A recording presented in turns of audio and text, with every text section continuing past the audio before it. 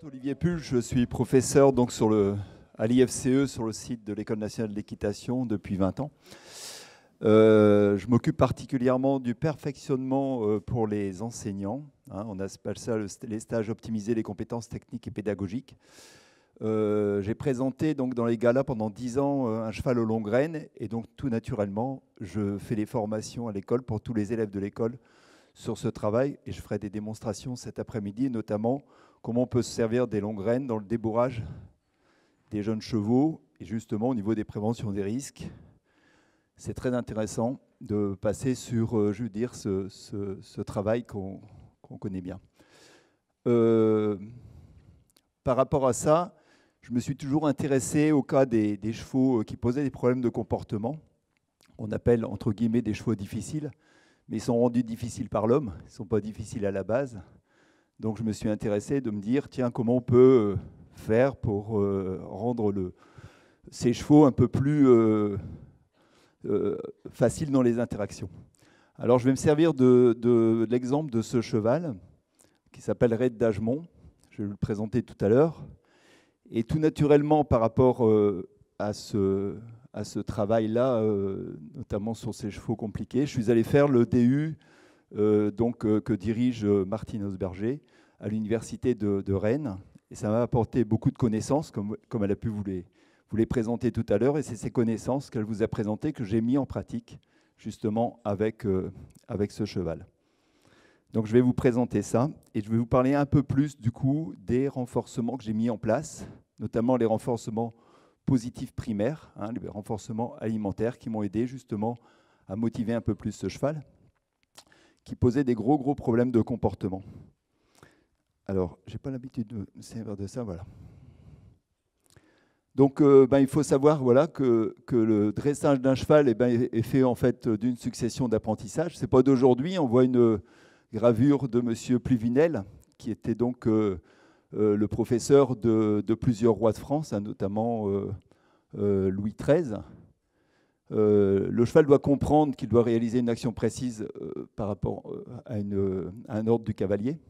Et ce que disait Pluvinel déjà à l'époque, le dressage est moins une gymnastique qu'une éducation qui s'adresse à l'intelligence du cheval. Il lui travaille la cervelle plus que les reins et les jambes. Donc il voyait bien qu'il se passait quelque chose, mais il ne pouvait pas trop expliquer les mécanismes qui se passaient, puisqu'il n'y avait pas d'études de scientifiques à l'époque, forcément, sur ça, et on va y venir après. Vous voyez, donc là, ici, on voit James Phillips au galop en arrière, donc tous ces apprentissages étaient enseignés. Il y avait l'enseignement oral, il y avait aussi cet enseignement qui était écrit, et puis en fait, voilà, on ne faisait que répéter des actions, mais on ne savait pas trop ce qui se passait au niveau des processus. Comme c'est marqué ici, on n'avait pas conscience que derrière ces modifications de comportement, il y avait des réels processus soumis à des règles de fonctionnement bien précises. Ces théories donc, vont être un plus pour travailler les chevaux, ça aide à comprendre ce que le cheval comprend et enseigner l'équitation. Donc au début du XXe siècle, ce sont deux grands scientifiques, donc il y a peut-être des noms que vous connaissez, Pavlov et Skinner, qui vont mettre donc en relief un peu ce qui se passe chez l'animal en fonction des interactions qu'on va mettre en place avec lui. Donc on a le conditionnement pavlovien qu'on appelle également classique et le conditionnement skinnérien, opérant ou instrumental. Donc voilà le cas de ce cheval que j'ai récupéré donc, il y a 4 ans. C'est un cheval qui avait été acheté donc, pour faire les sauteurs, comme on voit ici donc dans les présentations. À cette époque-là, les chevaux qui étaient achetés pour faire les sauteurs faisaient en fait les cycles classiques à 4 ans et à 5 ans CSO. Ce cheval-là, à 4 ans, n'a pas tellement posé de problème parce que c'était assez facile. Mais dès que c'est devenu un peu plus haut, à 5 ans, et dès qu'on a mis un peu plus de pression, il a posé des problèmes de comportement, à savoir qu'il s'arrêtait, il se cabrait quand il ne sortait pas les personnes des carrières ou des concours. Donc ça tombait bien parce qu'il devait intégrer à la fin de 5 ans l'écurie des sauteurs pour faire les présentations. Donc les gens qui l'avaient au CSO étaient bien contents un peu de s'en séparer parce que c'était quand même compliqué. Et puis ils ont dit aux sauteurs, soyez contents, vous l'avez déjà mis à la courbette. Simplement, c'est que ce n'était pas la courbette qu'on recherche au sauteur, c'était carrément une défense avec un cheval qui était droit comme un piquet, et il est resté toujours dans cette défense-là. Et c'était très compliqué au sauteur parce que le cavalier était obligé de s'accrocher à l'encolure s'il ne voulait pas partir en arrière. Donc, il a fait un peu les sauteurs montés. Puis c'est un cheval qui comprend vite ce qui se passe. Et quand l'écuyer-chef disait « attention pour une courbette », lui, il entendait le mot « courbette », il partait. Pendant que les autres étaient en préparation. Et forcément, quand l'écuyer-chef disait « courbette », les autres partaient, lui retombait. Donc vous aviez un cavalier accroché au cou avec un cheval qui se faisait, qui montrait un peu voilà, de défense. Et puis bon, ça devenait vite un problème. Donc après, ils l'ont utilisé juste pour le tableau des sauteurs en main. Mais après discussion, ils se sont dit on va pas le garder parce que ce cheval-là faisait qu'un tableau une fois de temps en temps. Donc il n'était pas vraiment utile puisque les autres chevaux qui font les sauteurs montés font aussi les sauteurs à pied. Donc ils se sont dit on va plus se concentrer sur cela. Il a été essayé pour le saut, le tableau de saut aux longues graines, mais comme c'est un cheval qui ne supporte pas la pression, il n'aime pas du tout qu'on le pousse. Et là, c'était encore très compliqué parce que par moments, il manquait d'impulsion, il fallait le pousser, et là, il se rebelle. Donc c'est à ce moment-là où moi, je cherchais un cheval qui pose des problèmes de comportement pour justement, à la suite de mon DU, faire les expériences sur les renforcements positifs primaires que je n'utilisais pas avant. Comme on était dans l'idée d'écrire un livre avec Léa Lansade, qui est chercheuse aussi à l'INRA, qui est prof à l'Université de Rennes, ce livre, vous pouvez vous procurer, il est en vente ici, et s'il n'y en a pas assez, vous pouvez le commander, hein, sans frais de port. Donc on a écrit c'est surtout Léa Lansade qui a écrit le livre, et puis moi je l'ai aidé en trouvant des textes en fait d'anciens écuyers, hein, sur justement pour appuyer tout ce qu'elle a écrit, et puis on a fait des photos avec mes chevaux à l'époque pour appuyer un peu tout ce qu'elle a écrit. Donc voilà, donc au départ, quand je l'ai pris, je suis tombé dans les mêmes problématiques de défense. Hein, quand il me faisait tout ça monter, je me suis dit, il vaut mieux peut-être que je le prenne un peu aux longues graines. Puis vous voyez, c'était compliqué parce qu'en fait, dès qu'il était dans les émotions, il se mettait dans la fuite. Alors d'abord, il explosait, et ensuite, il se mettait dans la fuite. Alors vous voyez monter, quand vous vous êtes fait un peu trimballer, d'abord, il fallait rester dessus sur l'explosion, et puis après, vous faisiez trimballer. Donc à un moment donné, j'ai commencé un peu à travailler aux longues graines, jusqu'au moment où je me suis dit, bon, il faut procéder par ordre, et d'abord travailler sur ce qu'a expliqué Martine tout à l'heure, travailler sur la relation. C'est, comme Martine a expliqué, en fait, les interactions successives, les bonnes interactions successives qui vont amener progressivement à créer une relation avec l'animal et surtout une relation de confiance. La communication, à partir du moment où il y a une envie de l'animal de faire quelque chose avec vous. Donc, d'abord, c'est créer l'envie à l'animal de faire quelque chose avec vous. Donc, vous voyez, comme c'est écrit, tout d'abord obtenir une relation de confiance, et notamment avec le conditionnement pavlovien, je vais l'expliquer tout à l'heure. Et ensuite, au travail du cheval, on va travailler sur le conditionnement skinnérien. Donc, c'est deux conditionnements que vous utilisez tous, tout le temps, mais souvent, on ne sait pas exactement si c'est l'un, si c'est l'autre, mais je vais vous expliquer ça. Donc, décomposer chaque étape de ces apprentissages pour être compris du cheval. Et ça va être la méthode que vous allez utiliser. Donc, Pavlov, en fait, il a mis en évidence que si on présente... Alors, c'est vrai que Pavlov, souvent, on fait allusion au chien de Pavlov. Alors, pour ceux qui ne connaissent pas, on met en présence du chien ce qu'on va appeler un stimulus inconditionnel. Aucune condition pour faire réagir le chien devant l'alimentation. Hein. Ça peut être autre chose, hein, mais là, pour le coup, ça va être l'alimentation. Vous voyez, le chien salive devant l'alimentation. Ensuite, on met le chien en présence d'un stimulus qu'on va appeler neutre, hein, par exemple une cloche. Mais si vous dites par exemple un mot à un cheval, si vous dites le mot bien, il ne sait pas du tout ce que ça veut dire. D'accord ? Donc ce sera un stimulus neutre. Suite à ça, on va associer ce stimulus neutre au stimulus inconditionnel. Et tout d'un coup, le stimulus ne devient plus neutre, on va l'appeler stimulus conditionnel. Vous voyez ? Et ça, je vais vous expliquer après avec les chevaux, qu'est-ce qui peut se passer sur ce parallèle avec le chien. Donc ce stimulus qui est devenu conditionnel, si vous l'activez, vous voyez, le chien va baver exactement comme il a bavé devant l'alimentation. Voyez ? Donc sa réaction devient différente. D'accord ? Donc effectivement, la présence de l'homme peut être un conditionnement pavlovien. À la base, je suis neutre. Alors, on va faire juste pause, si tu veux, que j'explique. Si tu peux. Juste, À la base, je suis neutre. Et ça va être mes interactions avec lui qui vont faire que je serai plutôt considéré comme quelqu'un de, entre guillemets, positif ou quelqu'un de négatif. D'accord ? Donc, on a vu tout à l'heure, plus on va... Alors nous, les chevaux, dans les conditions qui sont à l'ENE, ils sont en boxe, il n'y a pas d'interaction entre eux.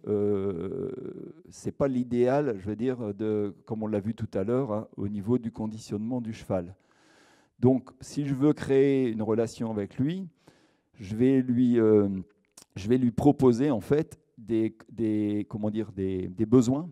Hein, je vais lui proposer des besoins qui correspondent à sa nature. À savoir, par exemple, déjà, la première chose, c'est la liberté.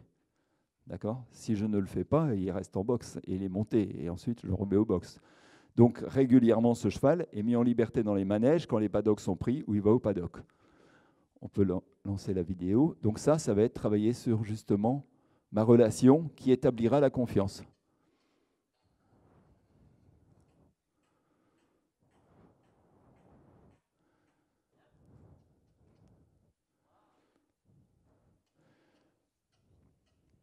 Et plus je vais accumuler donc les choses qui correspondent à ses besoins, sortis forcément des besoins alimentaires, il a de l'eau, il a de l'alimentation, il a un box avec de la paille, donc tout ça c'est les premiers besoins. Mais ces besoins-là, si on n'y fait pas attention, forcément, comme a dit Martine, on va rencontrer des problèmes. Bon là, ça faisait déjà un petit moment que je l'avais, donc vous voyez, je le fais revenir facilement. Et là, je ne lui donne pas d'alimentation, mais j'avais reparé qu'il aimait bien que je le masse sous la lèvre supérieure. Et vous voyez, tout de suite, il est arrivé, je l'ai massé, donc ça correspond à un renforcement. Pareil pour se rouler, vous voyez, dans le box, un grand cheval, il ne peut pas se rouler facilement. Je lui donne la possibilité de se rouler, je lui donne la possibilité de sentir. Vous voyez, c'est toujours, ça correspond à des besoins. Bon, je ne lui fais pas sentir tous les crottins qu'il y a dans le NE, mais à un moment donné dans la journée, je lui propose de pouvoir sentir quelque chose. Vous voyez ? Manger de l'herbe, ça c'est pareil, ça fait partie de ses besoins, et surtout d'avoir des contacts avec les autres. Donc je repère les chevaux avec lesquels il s'entend bien. Quand je le sors du box pour le marcher, je le marche toujours un quart d'heure avant de le monter. Et ben, je sors du box, il va avoir des relations, vous voyez, des interactions avec un autre cheval. Puis dès qu'il a fini de marcher, ben, j'en fais profiter aussi un autre cheval. Vous voyez, donc ils sont trois à en profiter. Et je les repère, voilà, les chevaux avec lesquels il s'entend bien. C'est pas difficile, ça prend quelques minutes, c'est énorme pour le cheval. Vous voyez ? Et lui, à chaque fois, comme on l'a dit tout à l'heure, il fait comment dire, donc forcément la relation entre ma présence et l'accès à ses besoins. Vous voyez ? Donc c'est beaucoup plus facile après de rentrer en relation et d'avoir une communication avec un cheval qui au départ cherchait pas trop à communiquer avec l'homme. Ou je veux dire, c'était quand même assez compliqué au niveau des interactions qu'on pouvait avoir avec lui. Alors, comme a dit tout à l'heure, ici, on a une diapo où on a fait des expériences avec le pansage. On a pris quelques chevaux pendant 12 jours, un groupe de chevaux où on faisait un pansage assez rapide, mais pas très confortable, et un autre groupe avec plutôt des massages, prendre son temps au pansage. Et on s'est rendu compte, forcément, que tous ces chevaux auxquels on avait fait un pansage lent avec des massages étaient beaucoup plus proches de l'homme que les autres. Mais ça, Ça semble logique, mais faut-il encore voilà, penser à ça? C'est que tout ce que vous allez faire, comme a dit Martine tout à l'heure, tout ce que vous allez faire avec lui, toutes les interactions que vous allez faire avec lui sont marquantes. Hein. Moi, je passe énormément de temps justement à faire des massages avant et après le travail avec mon cheval.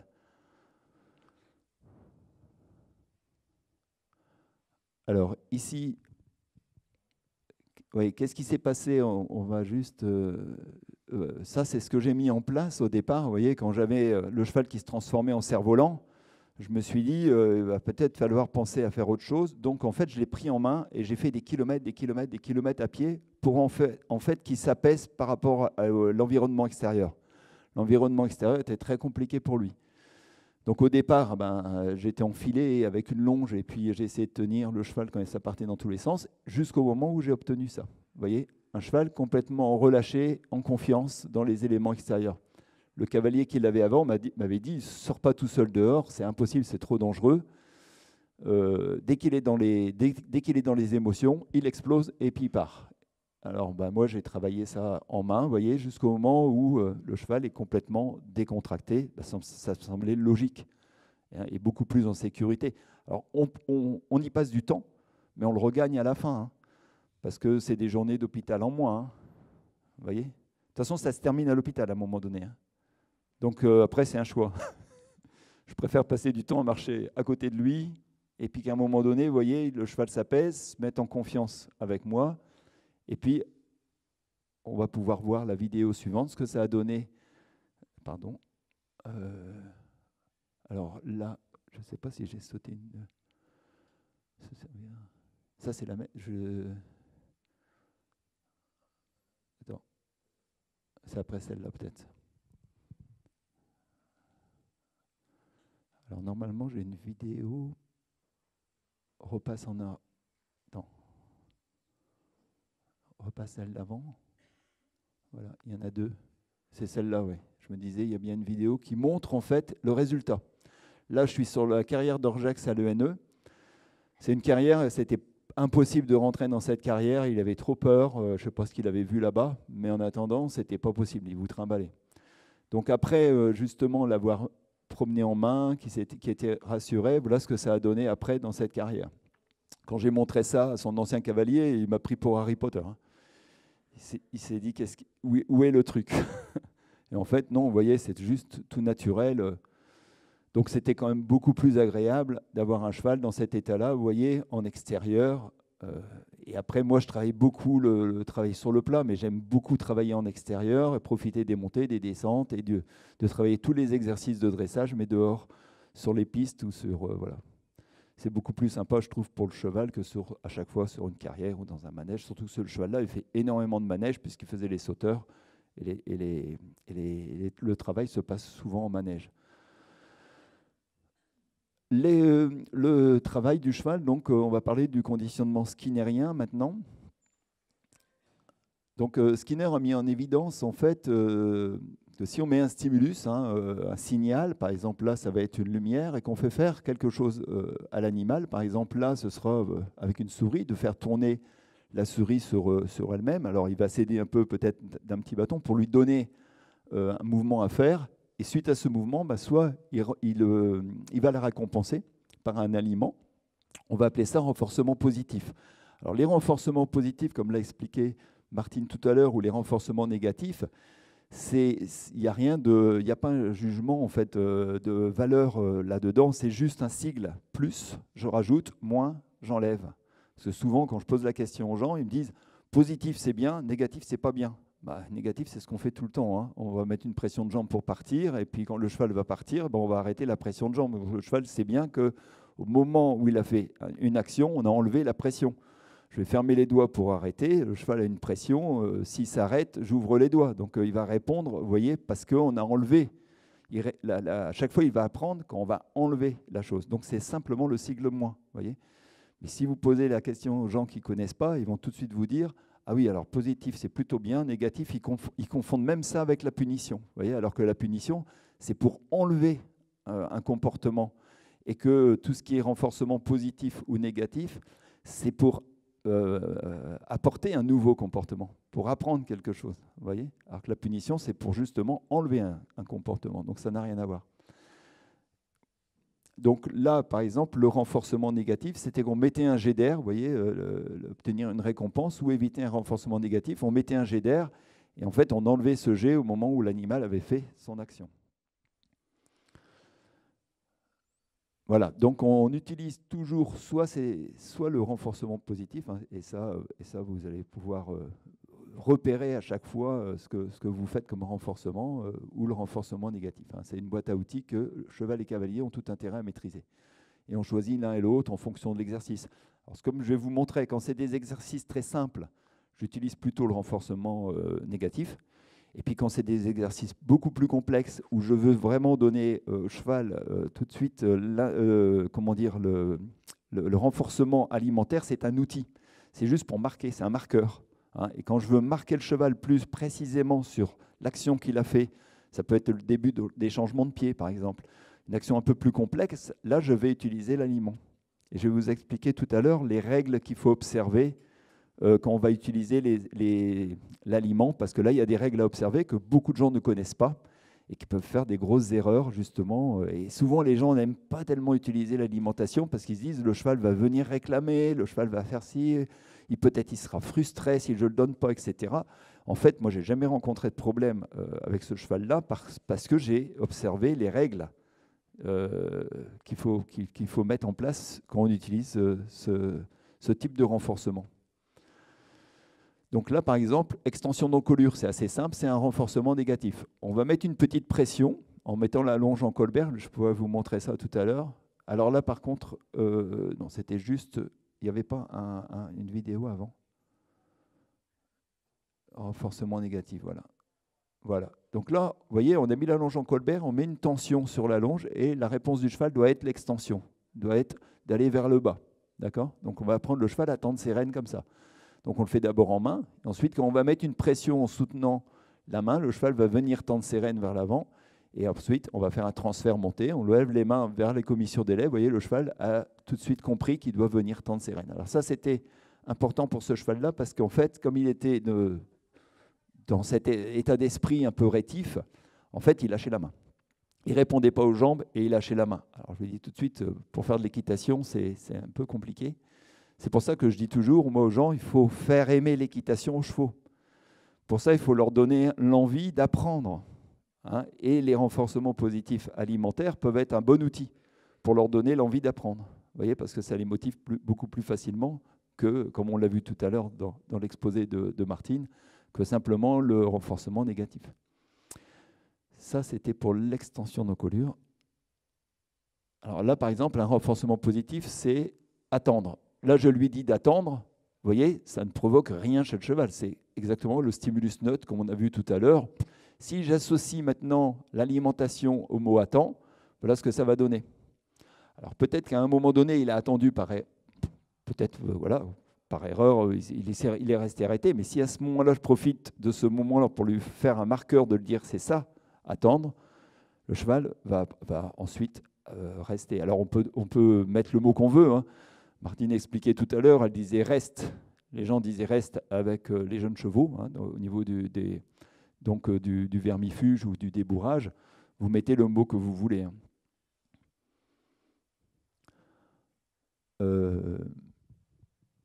Donc là, par exemple, donc ce cheval-là, au départ, je me suis dit, je ne vais pas repartir sur ce qu'il a déjà fait en dressage, mais pour le motiver en fait à apprendre, je vais faire des apprentissages où je vais mettre presque pas de pression.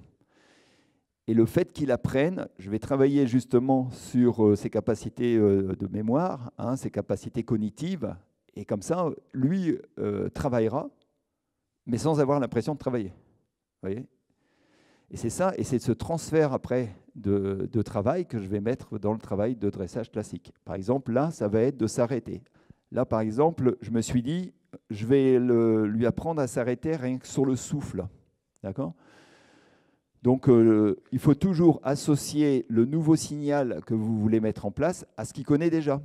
Donc, par exemple, je suis en main, quand je m'arrête, il s'arrête. je m'arrête, mais je souffle en même temps. Donc lui, il se dit, tiens, il y a quelque chose de nouveau. Je le récompense pour ça, tout de suite. Quand vous allez récompenser, est-ce qu'on peut faire arrêt sur image ou pas? Ah non. Alors, quand vous allez récompenser, d'abord, il faut récompenser dans les 8 secondes qui vont suivre l'action que vous voulez marquer. Pourquoi? Parce que la mémoire courte d'un cheval est très courte. D'accord? Au-delà de 8 secondes, il ne va pas savoir pourquoi il est récompensé. Donc, c'est 8 secondes. Donc, ça va assez vite, mais c'est possible. Hein, beaucoup de gens me disent, oui, mais c'est impossible, monter. Ben, monter, moi, j'arrête mon cheval et puis je le récompense tout de suite pour l'action qu'il vient de faire. D'accord? Ensuite, il ne faut jamais récompenser si votre cheval vient demander, parce que là, vous êtes en train de créer un apprentissage. Vous voyez, de lui apprendre à venir demander. Donc le cheval, il doit garder sa tête toujours droite. Si je suis à pied, s'il vient vers moi demander, je ne le récompense pas. Je lui repousse la tête d'abord et ensuite je le récompense. Mais je ne récompenserai pas l'action qu'il va faire de venir demander. Et lui, il n'a jamais réclamé parce qu'il sait que s'il tourne la tête vers moi, il ne sera pas récompensé. D'accord ? Ensuite, je vais pouvoir associer, vous voyez, je vais pouvoir associer un autre, voyez, par exemple un grattage, vous voyez comme ça, qui ne va pas être un marqueur aussi fort que l'alimentation, mais c'est ce qu'on va appeler un renforcement positif secondaire. Vous voyez, c'est Pavlov, d'accord? C'est la cloche de Pavlov, puisque le mot bien ne veut rien dire pour le cheval, mais si vous l'associez avec la nourriture, tout d'un coup, il devient conditionnel. Le grattage, ce n'est pas aussi stimulant que l'alimentation, mais au fur et à mesure, quand il sait, je vais pouvoir supprimer l'alimentation. Hein, l'alimentation est juste un marqueur pour qu'il apprenne, et il faut surtout, à un moment donné, diminuer, en fait. Au départ, on va récompenser à chaque fois. Et progressivement, on va diminuer, vous voyez, l'alimentation pour, à la fin, ne plus alimenter. C'est le but. Hein, d'accord ? Les gens qui continuent à alimenter, ça, c'est même pas très bien parce que le cheval va pas être stimulé autant que si on récompense qu'une fois de temps en temps. On appelle ça l'effet casino, c'est ce qu'on verra tout à l'heure. Est-ce qu'on peut remettre la vidéo de s'arrêter au souffle? Ouais, mais la même, parce que comme je donne mon explication en même temps. Donc là, on voit, il s'arrête quand je m'arrête, je souffle, hop, il fait la relation au souffle. Tout de suite, 8 secondes, je récompense. Alors, l'alimentation que vous allez donner est une alimentation différente de ce qu'il a d'habitude. D'accord ? Il faut une alimentation de travail. Moi, je donne des morceaux de carottes, des petits morceaux de carottes. Donc là, je regarde monter si l'action est bien comprise, vous voyez ? Et je vais pouvoir, au départ, le faire à la longe et ensuite monter. Je vais pouvoir le faire aux 3 allures. D'accord ? Et ensuite, je vais pouvoir l'associer, en fait, plus tard, à mes aides. Puisque c'est un signal. L'action sur la bouche avec le mort, c'est un signal. Mais l'action, vous voyez, comme le cheval répond à l'action du souffle, si je rajoute le souffle à mon action sur mes mains, j'ai plus besoin de beaucoup de mains, en fait, pour faire galop, arrêt. Hein, puisque le cheval a bien compris le signal du souffle. Donc, en fait, pour un cheval comme ça, qui n'aime pas la pression, c'était l'idéal. C'est que je vais diminuer, en fait, mon curseur au niveau de l'intention, de mon action, en fait. Vous voyez ? Elle sera beaucoup plus légère. C'est pareil pour partir. Je l'ai maintenant conditionné à partir sur mon inspiration. Je prends une inspiration, le cheval se met en mouvement. Vous voyez, je n'ai plus besoin de beaucoup de jambes pour qu'il parte sur l'allure supérieure. Donc, pensez bien une chose, c'est que tout ce que vous allez mettre en apprentissage, eh ben, en fait, il suffit, en fonction de ce que vous avez envie de faire, hein, de chercher en fait une aide qui va être beaucoup plus légère, beaucoup plus, et puis le cheval va la prendre de la même manière. D'accord ? Donc les scientifiques appellent ça l'effet casino. Hein. C'est qu'au départ, on va appeler ça le renforcement continu, hein, nécessaire au début de l'apprentissage pour que le cheval comprenne bien l'action, et que petit à petit, on va diminuer pour que le cheval ait envie de recommencer, exactement comme nous, en fait. Si on gagne tout le temps au casino, eh ben on sera peut-être moins motivé, quoique. Ça a été des expériences qui ont été faites, hein, que si on gagne une fois de temps en temps, qui nous incite à forcément rejouer. Renforcement partiel, du coup, au départ, hein, une fois de temps en temps. Moi, c'est vrai que le cheval a bien compris ce que j'attends de lui et je le récompense après presque plus. C'est exactement comme pour vous quand vous allez faire un départ au galop. Le cheval a compris les aides du départ au galop. vous n'allez pas récompenser à chaque fois qu'il fait un départ au galop. Le cheval, quand c'est compris, c'est compris. Alors, une fois de temps en temps, on peut réactiver un peu si on voit qu'il y a une diminution de l'action, mais quand c'est appris, souvent, c'est appris.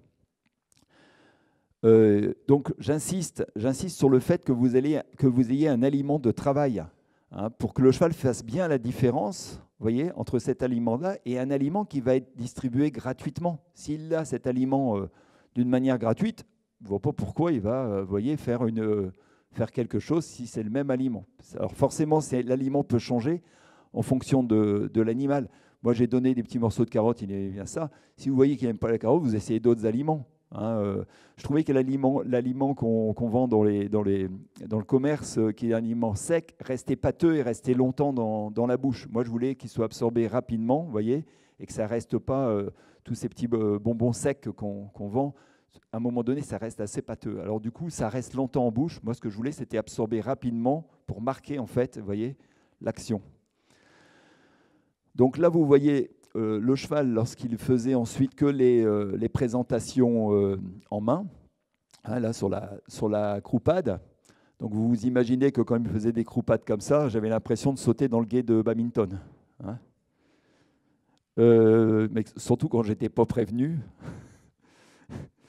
Alors, en fait, là, vous voyez, par exemple, sur cet exercice-là, on s'aperçoit que moi, lorsque on va le voir tout à l'heure dans le film, quand je les prépare sur l'action de se rassembler de piaffer, je leur touche l'arrière-main. Mais c'était la même action qu'on faisait pour obtenir une croupade. Donc, j'ai dû façonner ce qu'on appelle le façonnage, c'est-à-dire petit à petit, en fait, lui apprendre par des exercices qu'on verra tout à l'heure en vidéo, vous voyez, pour arriver progressivement à changer, en fait, le code qu'il avait pour faire la croupade, pour en fait faire l'inverse, c'est-à-dire rentrer les hanches et puis commencer à diagonaliser. Donc sur le même signal, on peut le changer progressivement, il suffit de façonner en fait, et comme on va le voir tout à l'heure sur la vidéo, hein, ce qu'on appelle le façonnage, c'est-à-dire que le cheval va apprendre petit à petit autre chose. Donc on va le voir ici. Au départ, ce que je vais faire, c'est que au début, je me suis fait aider d'un élève. Et vous voyez, je vais lui toucher la croupe jusqu'au moment où il va baisser les hanches et qu'il va faire une diagonalisation. Alors, ça va être un pas diagonalisé, il faut bien l'observer. Vous voyez, là, il va déjà faire un petit truc comme ça pour dire ça ne va pas, son affaire. Et puis là, regardez bien, hop, hop, ça y est, il vient de le diagonaliser, son pas. Vous voyez, donc ce n'est pas encore du piafé, mais c'est un embryon, vous voyez, de piafé. C'est ça qu'il faut repérer, en fait. En fait, vous n'allez jamais obtenir tout de suite le produit fini. C'est impossible. Vous voyez, il faut que le cheval se fasse progressivement. Donc là, en fait, le piafé se situe entre le mouvement diagonalisé de la marche arrière et le mouvement diagonalisé du trot. Vous voyez, donc là, d'abord, il apprend reculer, départ. Et puis, petit à petit, on va rajouter ce qu'il connaît, à savoir reculer, toucher la croupe pour obtenir, vous voyez, un mouvement qui va être un peu plus clair par rapport à ce qu'on attend de lui. Et vous voyez, je le laisse tranquille devant. Pourquoi ? Parce que je m'adresse à l'arrière. Donc le cheval va se focaliser, vous voyez, sur son arrière-main. Je ne peux pas lui demander de se focaliser sur l'avant et sur l'arrière en même temps. Il faut vraiment qu'il se focalise à chaque fois sur ce que j'attends de lui. Vous voyez, c'est pour ça que je le laisse libre devant. Et le fait de le laisser libre devant va permettre que le cheval s'équilibre mieux sur ses antérieurs, qu'il ne mette pas les antérieurs en dessous. C'est un gros défaut qu'on voit quand les chevaux piaffent, c'est qu'ils mettent les antérieurs en dessous. Pourquoi ? Parce que souvent, on les met trop enfermé devant. Vous voyez, donc le cheval reste équilibré devant et on voit progressivement qu'il commence justement à mieux sauter d'un diagonal sur l'autre par rapport à ce qu'il a fait tout à l'heure. Alors lui, c'était un gros problème, cette diagonalisation. C'était un problème pour les sauteurs parce qu'ils ont besoin de diagonaliser pour les sauteurs, mais ils ne supportaient pas ça, qu'on ne cherche. Alors le cavalier, en fait, se débrouillait comme il pouvait. Mais il m'a dit, on n'arrivera pas à le faire piaffer, ce cheval, parce que c'est trop compliqué pour lui. Alors après, j'ai mis une élève dessus. Et là, c'est les premiers mouvements qu'il donne monter, où l'élève, vous voyez, elle ne touche pas trop l'avant. Et puis, moi, je ne fais que répéter des phases qu'il a appris. Hein, donc, toucher l'arrière et récompenser, vous voyez, dans les 8 secondes. Voilà. Et là, on va voir progressivement le cheval, ça c'est dans la même séance, commence, vous voyez, à trouver beaucoup plus facilement. Vous voyez, là, il vient même le faire sur place, alors qu'on ne lui demande pas, et on ne lui demandera pas au départ. mais il nous montre sa capacité à commencer à trouver son équilibre sur ses hanches et à diagonaliser un peu plus. Et après, on va passer justement de ce travail-là avec une élève au travail monté, où le cheval, c'est toujours un transfert de ce qu'il connaît. Hein. Entre deux, je passe aux longues rênes.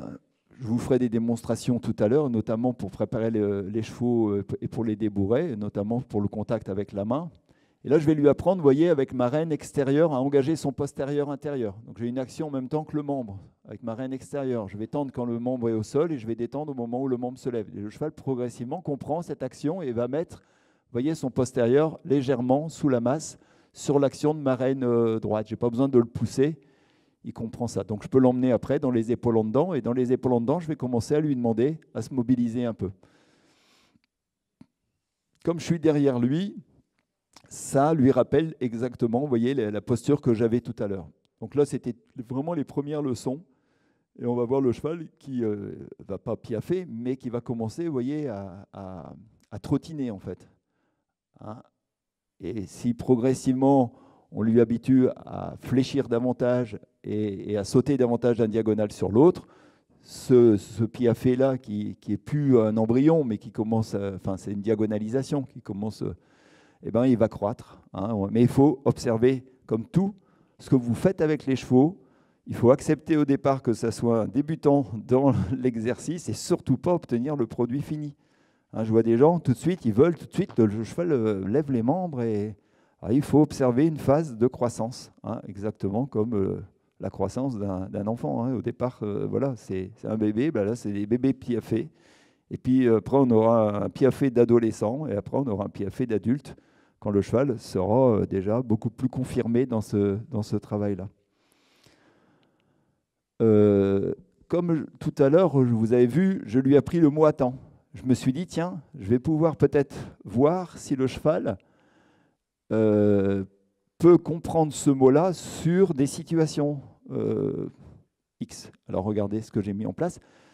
Là, par exemple, c'est quelque chose qu'on a vu tout à l'heure, il le fait après le travail, il a envie de se rouler. Alors, qu'est-ce que j'ai mis? J'ai mis un signal qui est ma baguette au sol et je lui dis le mot gratte. Mais il le fait. Simplement que je lui apprends un mot sur ce qu'il fait. Donc voilà. Après, au moment où il se couche, je lui dis mot couche. Et là, j'ai fait l'expérimentation de voir s'il était capable d'attendre. Donc, puisqu'il l'a pris tout à l'heure, et là, je lui ai demandé de tourner et d'attendre. Vous voyez?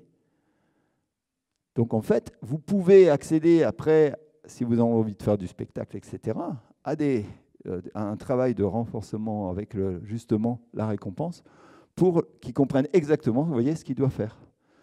Il passe par la phase assise avant de se relever, je lui demande d'attendre au moment où il est assis. Vous voyez, et je le récompense. Donc maintenant, à chaque fois, vous voyez, même quand il est en liberté, il se roule, puis tout d'un coup, vous le voyez au bout du manège, il est assis, il attend. Vous voyez, là, vous voyez, il glisse avec le sable. Et ben, je profite de ça pour lui dire mieux que ça. Vous voyez, donc maintenant, vous dites mieux que ça, hop, même s'il ne glisse pas, il se redresse. Parce que le mot, il l'a compris. Vous voyez, donc en fait, vous pouvez profiter, vous voyez, dès que je dis mieux que ça, tac. Vous voyez, alors les gens, ça marche à tous les coups. Hein. Quand vous dites mieux que ça, le cheval se redresse. Mais incroyable. Il comprend tout, ce cheval. Je pourrais lui dire banane, n'importe quoi. Vous voyez, c'est pas le mot qui... enfin, voilà, c'est le fait de profiter d'une situation pour lui dire, tiens, mettre un signal, toujours mettre un signal sur ce qu'il fait naturellement. Vous voyez ? Donc après, je l'ai remis, lui qui posait des problèmes un peu avec les obstacles, je l'ai remis à l'obstacle pour voir un peu tout ce que j'avais mis en place, justement, qu'est-ce que ça pouvait provoquer chez lui par rapport à la confiance, par rapport à... Alors c'est un cheval qui saute très très bien, comme origine c'est Cardero, qui a été rebaptisé Champs-Élysées avec une mère grand veneur, donc c'est vraiment des origines d'obstacles. Et là, plus maintenant il travaille dans le rassemblé, et plus ça se passe bien à l'obstacle, hein, forcément. Donc là, vous voyez, j'aimais bien en fait lui montrer un peu tout ce qui était à l'extérieur, parce que je trouve que c'est un petit jardin pour les chevaux, le fait d'aller faire du cross aux longues rênes. Ça, vous voyez. Alors, Voilà la conclusion. Donc, la connaissance de ces principes de l'apprentissage peut être une grande aide pour travailler les chevaux. Pourquoi? Parce que, justement, le cheval va mieux comprendre ce qu'on attend de lui, vous voyez, et surtout dans des interactions plutôt en recherchant la décontraction de l'animal, le relâchement chez lui et cette meilleure relation. Ça formalise les apprentissages. Le cavalier comprend mieux ce qu'il fait, le cheval comprend mieux, progresse. Aide à la pédagogie parce que les mots sont posés, les mécanismes sont expliqués. Ça, normalement, dans les galops, mais je vois que ce n'est pas tout le temps fait, mais dans les galops rénovés en 2012, ils avaient mis de la connaissance pour les jeunes cavaliers de club des apprentissages au niveau du galop 5. Souvent, quand j'interroge les jeunes, ils n'en savent rien du tout. Donc, ça passe bien par la formation des enseignants, hein, et que ça soit très clair, vous voyez.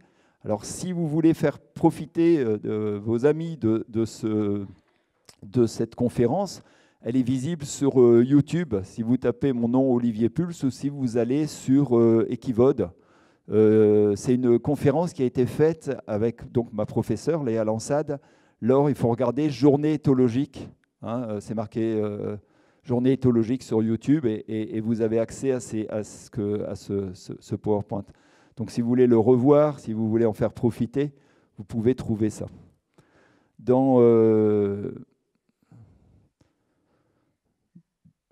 De la même manière, j'ai fait des webconférences. Il y en a sur le travail que je vais vous montrer cet après-midi. Et c'est pareil, si vous allez sur Equivode et que vous tapez webconférence du travail aux longues graines au travail monté, hein, parce que je profite justement de mes connaissances aux longues graines pour expliquer au cheval ce que j'attends de lui. Et souvent, quand je le monte, ben, il est déjà savant. Il sait déjà ce que je vais lui demander, que ce soit au niveau des postures, que ce soit au niveau des pas de côté, que ce soit au niveau du piafé, que ce soit au niveau de beaucoup de choses. Il sait déjà faire, vous voyez, parce que je lui ai appris à pied. Et dans la relation avec l'animal, le travail à pied est vraiment très important. Et pour moi, il est essentiel parce qu'on travaille beaucoup plus, vous voyez, en observant des signaux qu'on ne peut peut-être pas toujours voir monter. D'accord ? Et là, on a une observation qui peut être beaucoup plus fine à pied. Et dans la relation avec lui, ben forcément, c'est beaucoup plus intéressant. Je trouve, enfin, plus intéressant après pour le travail monté, bien évidemment. J'ai fait une webconférence la semaine dernière sur le travail du rassemblé, où on voit le cheval dans le début du rassemblé, jusqu'à ce qu'il fait maintenant. Il vient de rentrer dans le rassemblé, donc maintenant la porte elle est ouverte, ça va aller beaucoup plus vite. Mais on voit cette progression, hein, du travail à pied aux longues graines jusqu'au travail monté. Cette webconférence, elle va être disponible cette semaine, mais je pense peut-être en fin de semaine, parce que c'est toujours disponible une semaine après la diffusion. Donc d'ici la fin de semaine, vous pouvez voir donc, sur Equivode la progression du débourrage jusqu'au début du piafé aux longues graines et après donc, les bénéfices que vous allez en tirer monter.